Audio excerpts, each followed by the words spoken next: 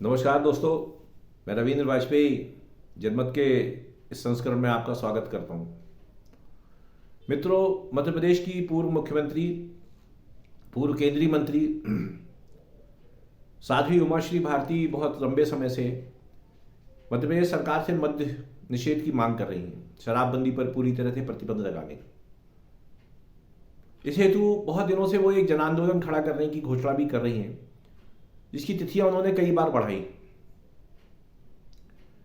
मध्य प्रदेश में उन्हीं की पार्टी भारतीय जनता पार्टी का शासन है और इस मुद्दे पर वो मुख्यमंत्री शिवराज सिंह चौहान से भी कई बार मिल चुकी हैं। मध्य प्रदेश शासन ने शराब की बिक्री घटाने के लिए अतीत में कई प्रयास किए हैं। राष्ट्रीय राजमार्गों के साथ साथ नर्मदा तट के किनारे शराब की बिक्री रोकने के प्रयास भी किए गए। नई दुकानें न खोलने का भी नीतिगत निर्णय लिया गया, किंतु ये कहने में कोई संकोच नहीं है कि सरकार घोषणा कितनी भी करे, किंतु अपने राजस्व को बढ़ाने के फेर में वो शराबबंदी करने से बचती है और शराब की बिक्री को किसी न किसी तरह प्रोत्साहित करती रहती है। ये मुद्दा ऐसा है जिस पर सामाजिक स्तर पर तो बहुत बहस होती है, किंतु सत्ता में आने के बाद अधिकतर राजनेता सरकार की आय की मजबूरी का नाम लेकर के और शराब को बेधड़क बेचने में अपना योगदान देते हैं। हालांकि देश के कुछ राज्यों में, गुजरात, बिहार जैसे, वहाँ शराबबंदी है, किंतु ये भी आरोप रखते हैं कि पड़ोसी राज्यों से वहाँ शराब आती है या लोग वहाँ जाकर के मदिरा पान करते हैं या वहाँ शराब जो है चोरी छुपे बिकती है। आज कुछ देर पहले समाचार माध्यमों में ये पता लगा और कुछ वीडियो वायरल हो रहे हैं और इस बारे में अधिकृत खबरें भी कई समाचार चैनलों में आ रही हैं कि उमाश्री भारती ने आज भोपाल की एक शराब दुकान पर पत्थर फेंक करके शराब की बोतलें तोड़ दी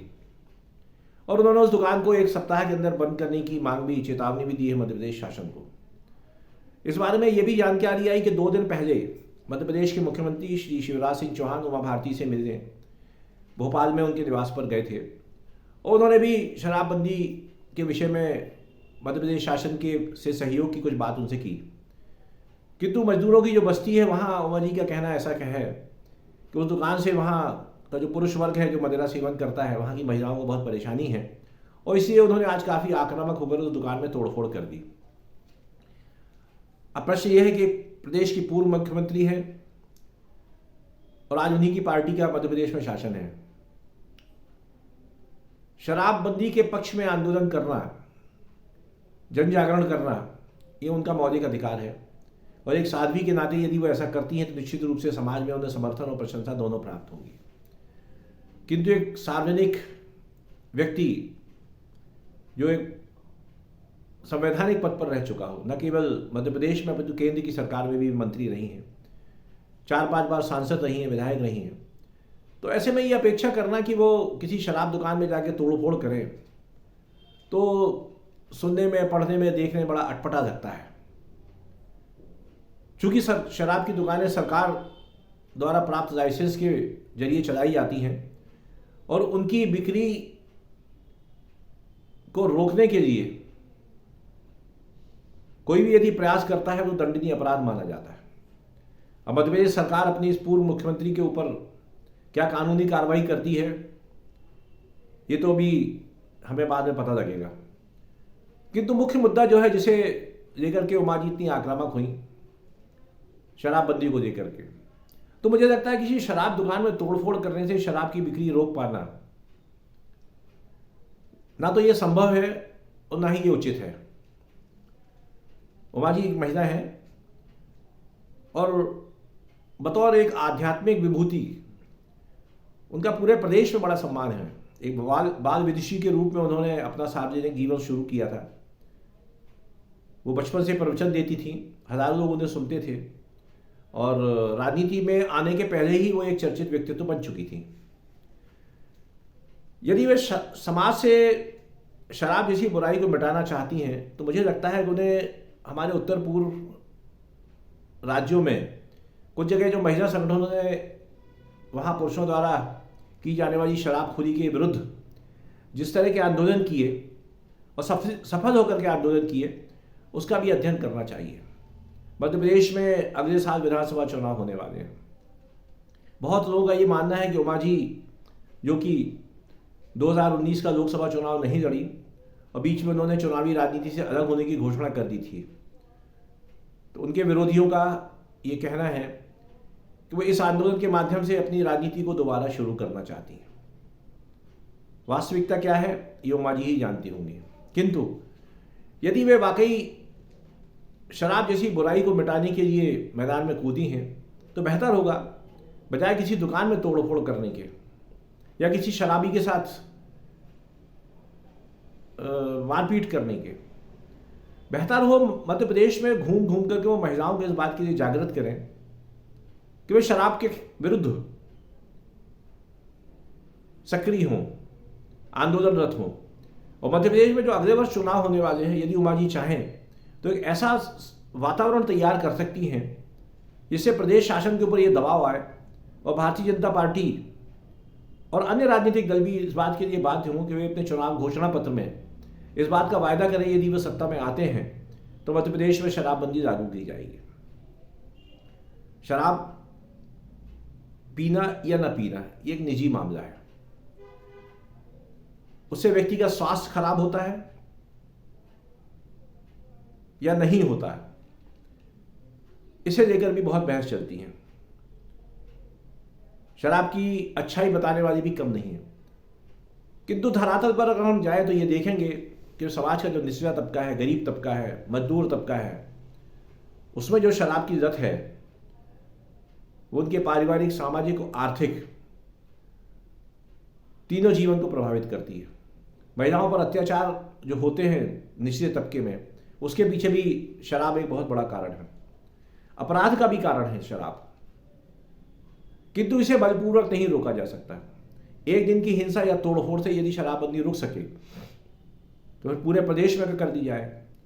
लेकिन उमा जी भी इस बात को समझती है कि ऐसा नहीं होगा। यदि वो इसे सांकेतिक विरोध का नाम देना चाहती हैं तो बहुत सारी महिलाओं के साथ किसी शराब की दुकान के सामने धरने पर बैठ सकती थी। मुझे लगता है कि आज उन्होंने जो किया, इससे शराब के विरुद्ध वो जो अभियान चलाना चाहती हैं उसे धक्का पहुंचेगा, क्योंकि आज जो लोग उनके साथ खड़े भी होना चाहते हैं वो किसी तोड़फोड़ में हिस्सा लेने से बचेंगे। उमा जी तो एक बड़ी हस्ती हैं, हो सकता है कल उनके प्रति कानून और मध्य प्रदेश सरकार रियायत बरत दे, किंतु छोटे मोटे कार्यकर्ता जो उनके साथ जाएंगे, यदि वो इस तरह की गतिविधियां करते हैं तो उनके विरुद्ध जो मुकदमे चलते हैं वो बरसों बरस उसका कष्ट उनको भोगना पड़ता है। राजनीतिक दलों द्वारा किए जाने वाले चक्का जाम हड़ताल के दौरान भी ऐसा हुआ है कि नेता तो आंदोलन करवा के बच जाते हैं, किंतु छोटा मोटा जो कार्यकर्ता है वो उसकी सजा बरसों बरस भुगतता है। आज बेहतर होगा उमा जी अपने प्रभाव और अपनी लोकप्रियता का लाभ लेकर के पूरे प्रदेश में जन जागरण करें, विशेष रूप से महिलाओं को संगठित करें और उन्हें इस बात के लिए प्रेरित करें कि वो थोड़ा सा समय निकाल करके नशे के इस व्यापार के विरोध में सड़कों पे उतरे। दोस्तों, आज केवल शराब ही नहीं, अभी तो जो नशीली दवाइयों का कारोबार हमारे देश में, प्रदेश में चल रहा है और जिससे हजारों हमारे युवा जो हैं वो उसके लत में फंस करके अपने जीवन को बर्बाद कर रहे हैं। पंजाब में तो ये बहुत बड़ी समस्या के रूप में सामने आया था और पंजाब में पिछले 2 चुनावों से ये नशा भी बहुत बड़ा मुद्दा बना। मध्य प्रदेश में उस दृष्टि से समस्या उतनी विकराल तो नहीं है, किंतु ये कहने में कोई बुराई नहीं कि शराब जो है उसका चलन दिन ब दिन बढ़ता जा रहा है। निचले तबके की जो स्थिति है वो अलग है और समाज का जो संपन्न और अभिजात्य वर्ग है उसमें भी मदिरा का सेवन करना अब एक फैशन और शिष्टाचार बन गया है। कहा तो यहां तक जाता है कि जो उच्च वर्गीय हमारा एक तबका है समाज का, उसमें महिलाएं भी जो हैं वो सार्वजनिक और सामाजिक समारोह में मदिरा का सेवन करने लगी। ऐसे में उमा जी जैसे व्यक्तित्व को बजाय राजनीति करने के या बजाय इस तरह की स्टंटबाजी करने के एक रचनात्मक तरीके से इस मुद्दे को जनता का मुद्दा बनाना चाहिए। एक दुकान में तोड़फोड़ करने से तो बेहतर यह है कि यदि जो लोग अपनी दुकान, अपना मकान ऊंचे किराए के लालच में शराब के ठेकेदारों को देते हैं, उनसे बाकायदे गांधीवादी तरीके से, जिसको हम कहते हैं कि एक शांतिपूर्ण तरीके से हम जाके उनसे अनुरोध करें कि भाई साहब, आप जो थोड़े से लालच में ये दुकान किराए पे देते हैं, से आजू अगल बगल का वातावरण सामाजिक कितना खराब होता है।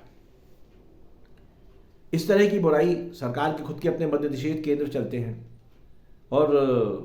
आपको ये जान करके आश्चर्य होगा कि जो पुलिस के आला अफसर होते हैं किसी भी जिले के, वो उस मद्य निषेध केंद्र के प्रमुख बनाए जाते हैं। जो शराबी होते हैं, इनका शारीरिक स्वास्थ्य शराब से खराब होता है, उसकी लत छुड़ाने के लिए मद्य निषेध केंद्र में काफ़ी मोटिवेशनल कार्यक्रम चलाए जाते हैं।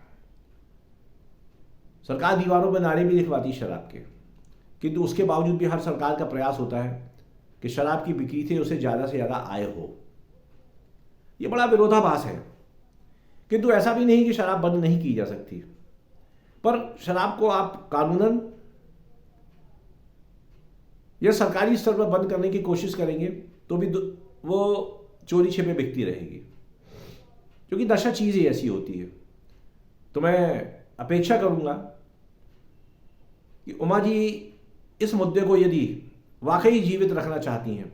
और वह इसे लेकर के गंभीर है और उनके मन में इस मुद्दे से राजनीतिक लाभ लेने की इच्छा नहीं है, तो फिर उन्हें समाज का व्यापक समर्थन मिल सकता है राजनीतिक दलों की सीमाएं तोड़ करके।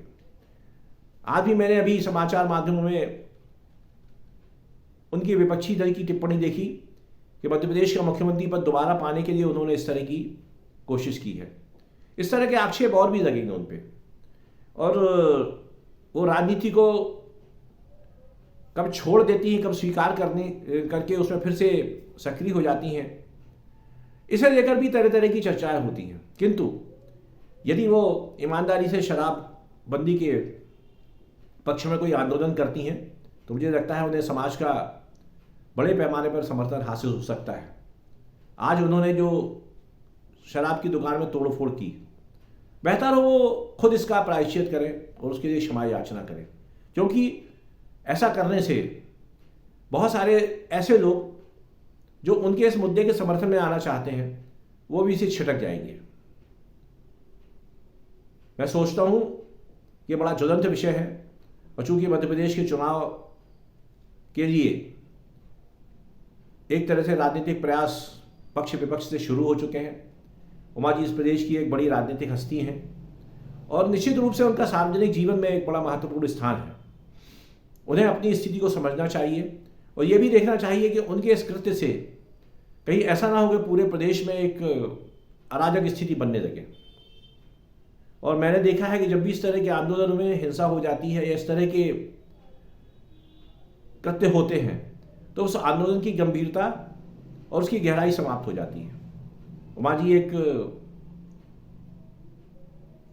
विद्वान व्यक्तित्व हैं, उन्हें आध्यात्म का गहरा ज्ञान है, तो उनसे अपेक्षा करता हूं मैं कि इस मुद्दे को एक लंबे संघर्ष में परिवर्तित करें, एक सामाजिक संघर्ष में। और उस संघर्ष के लिए उन्हें